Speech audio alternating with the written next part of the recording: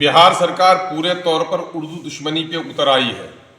जहां बिहार में उर्दू को दूसरी सरकारी ज़बान का दर्जा हासिल है, उसको व्यवहारिक ज़बान बनाई जाए, तमाम तर कार्यालयों में नाम लिखे जाए, यहाँ तो बंद है ही, लेकिन पठन पाठन में उर्दू की और पर्शियन की शिक्षा होती रही आज़ादी के बाद से लेकर।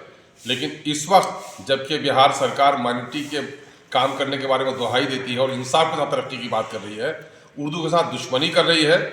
उर्दू में अभी जो बीपीएससी द्वारा पात्रता परीक्षा जो ली गई है दूसरे चरण की, उसमें उर्दू बच्चों के लिए जो उर्दू सब्जेक्ट के उम्मीदवार थे, जिन लोगों का उर्दू ऑनर्स भी था या जिन लोगों का उर्दू सब्जेक्ट रहा है, जो लोग पात्रता रखते हैं उर्दू शिक्षक बनने के लिए, जब उनको दिया गया प्रश्न पत्र उसमें उर्दू सब्जेक्ट नहीं था, उनको हिंदी में इम्तिहान देना पड़ा है।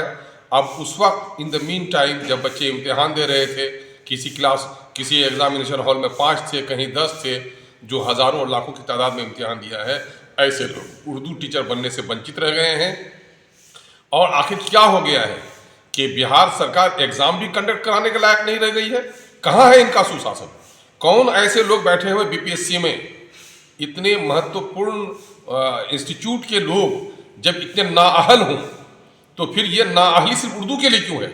मैं समझता हूँ उर्दू दुश्मनी है।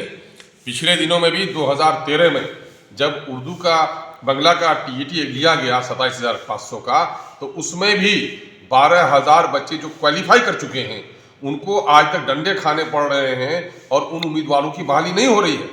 बिहार में अगर संविधान के अनुसार बिहार के उर्दू भाषी बच्चों की उर्दू में प्राइमरी एजुकेशन का इंतजाम किया जाना पड़े तो 2 लाख से अधिक शिक्षक लगेंगे, फिर भी 80,000 टीचर कम से कम होने चाहिए। लेकिन ये सरकार आज भी उर्दू टीचरों को बहाल करने में कतरा रही है। ये खास पहले के साथ एजुकेशन डिपार्टमेंट में कुछ ऐसे उर्दू दुश्मन लोग हैं जो लोग न जाने किस तरह से बिहार पब्लिक सर्विस कमीशन में भी दाखिला उनका हो गया, जो लोग उर्दू शिक्षकों को बहाल होने नहीं देना चाहते हैं। इसलिए ऐसे लोगों पर, जिन लोगों के लापरवाही के नतीजे में इतना बड़ा मामला खड़ा हुआ है, उर्दू के अभ्यर्थी उर्दू में एग्जाम नहीं दे सके हैं, ऐसे लोगों पर तुरंत कार्रवाई हो और फ्रेश उन तमाम तर उर्दू उम्मीदवारों को, जिन लोगों ने उर्दू शिक्षक के हैसियत से फॉर्म भरा था, उनकी चाहे तो अलग से एग्जाम कंडक्ट कीजिए, वर्ण नहीं तो उनको उर्दू नंबर में क्वालिफाइंग मार्क्स देना यकीनी बनाइए, वर्ण नहीं तो उर्दू आबादी आंदोलन करने पर मजबूर होगी। क्या उर्दू के मामले में उर्दू एकेडमी का बुरा हाल करके रखा, उर्दू एडवाइजरी कमेटी का बुरा हाल करके रखा आपने? क्या उर्दू आबादी को बिल्कुल वंचित कर लेना चाहते हैं? जाति आधारित गणना आया है, उसमें आप देखेंगे उर्दू भाषी लोगों को नौकरी में सबसे कम हिस्सेदारी है।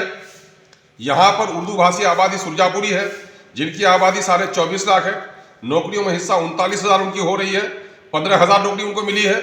शेरशाह आबादी 13 लाख की आबादी उनकी है, उनकी नौकरियों में हिस्सेदार 21,500 होती है, सिर्फ 5,500 नौकरी मिली है।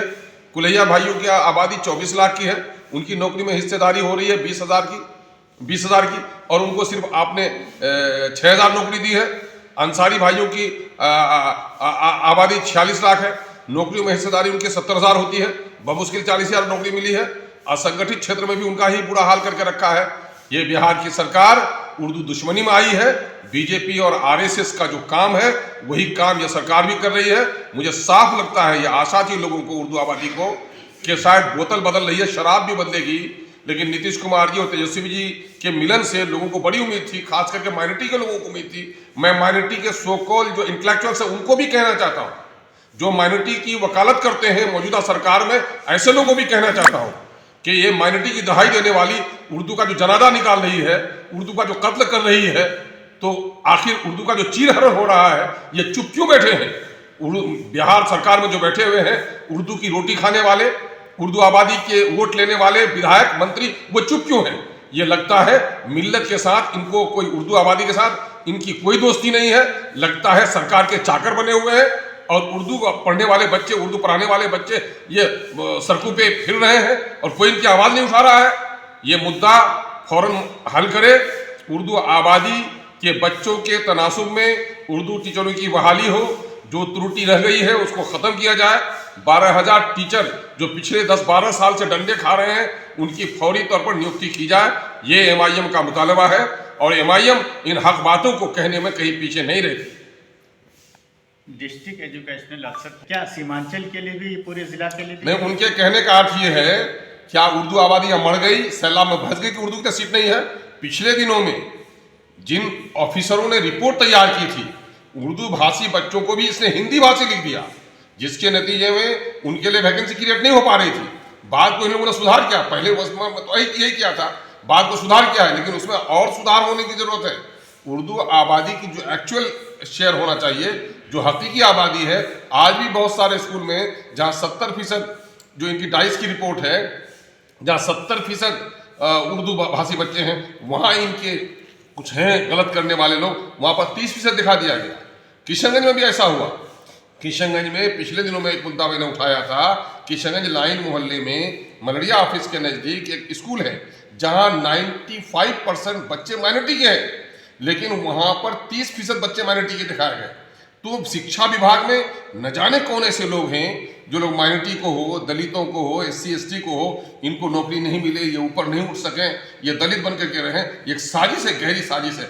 आखिर ये मिस कंडक्ट जो होता है उर्दू ही के साथ क्यों हो रहा है? कैसे ऑफिसर है ये? कॉम्पिटेंट ऑफिसर नहीं है? इस पर कार्रवाई करो। जो क्वेश्चन भी सेट नहीं कर सकता हो ठीक से, तो ऐसे नाअहल लोगों को आपने BPSC में रखा है, ऐसे नाअहल लोग आपके बिहार शिक्षा बोर्ड को चला रहे हैं। तो ये तो बड़ी मदरसे का भी बुरा हाल करके रखा है। मदरसे में आज कमेटियां नहीं है, किसी स्कूल में एक हेडमास्टर भी रह गया है। आज 3 साल के दरमियान में इनकी बहालियां रुकी हुई है, आज तक नियमावली बना के नहीं ला सकी है। आखिर क्या वजह है? ये पूरे तौर पर ये उर्दू दुश्मनी है।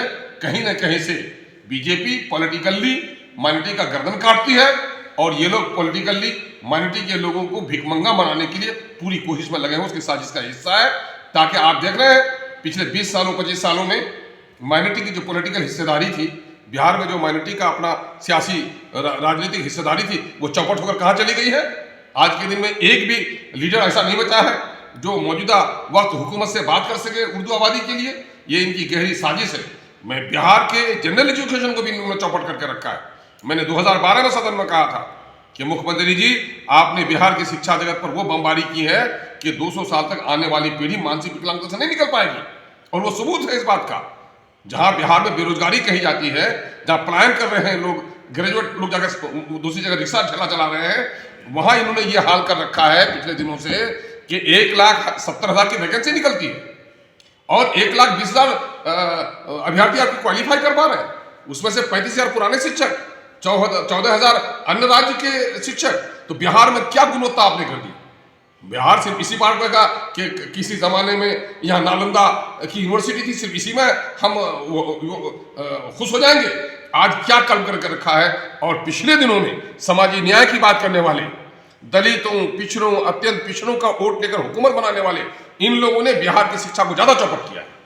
आप पटना यूनिवर्सिटी को देख लीजिए, साइंस कॉलेज को देख लीजिए, यहाँ पूर्णिया में जिला कॉलेज को, जिला हाई स्कूल को देख लीजिए। सारे लोगों का जो स्टैंडर्ड था सबको इन लोगों ने मलिया बेट करके रख दिया है। अमोर में हमारा हाई स्कूल है, मुख्यालय में हाई स्कूल है, एक वर्ग कक्ष नहीं है। अभी 15-17 टीचर वहां पर हो गए हैं, एक वर्ग कक्ष नहीं है। हत्ता के टीचर भी बैठे किसी कमरे में तो वहां भी लगता है कि छत गिर पड़ेगी उसके सर पर। यह हाल करा के रखा है इन लोगों ने। तो बड़ी दशा इन लोगों ने खराब करके रखी है। मेरा मामला है उर्दू शिक्षकों को, जो अभ्यर्थियों के साथ इंसाफ हो, चाहे तो फौरी तौर पर इनका अलग से एग्जाम कंडक्ट कीजिए, वर नहीं तो सारे लोगों को, अपने अफसरों की गलती को सामने में रखते हुए तमाम तो लोगों को क्वालिफाइंग मार्क्स दिया जाए। उसमें सदन में सब बात उठाएंगे। यकीनन मैं कह रहा हूं, सड़क से सदन, एमआईएम तो इसी काम के लिए है। हम तो सत्ता के लोभी नहीं है। मंत्रालय के लोभी होते तो मंत्री बन के हम भी ऐश करते। हम तो जनता की पीड़ा ही के लिए सड़क पर फिर रहे हैं, ताकि जनता को करीब से देखूं, उनकी पीड़ा को समझूं। अब मैं दावे के साथ कहता हूं, मैं आम जनों से जुड़ा हुआ हूं, सड़क से लेकर सदन की राजनीति करता हूं। ये मुद्दे मेरे पास आते हैं, इनके मंत्रियों को पता भी नहीं है कि केक किस कीमत में बिकती है, रोटी किस कीमत में बिकती है। ये तो अपना ऊंचे सदन में रहते हैं। तो ये इन मुद्दों को लड़ाई लड़ी जानी चाहिए। और विशेषकर सीमांचल में चूंकि उर्दू भाषी ज़्यादा है, और मैं समझता हूं कि उर्दू गंगा जमुनी तहजीब का प्रतीक भी रहा है, इसकी रक्षा करनी जरूरी है।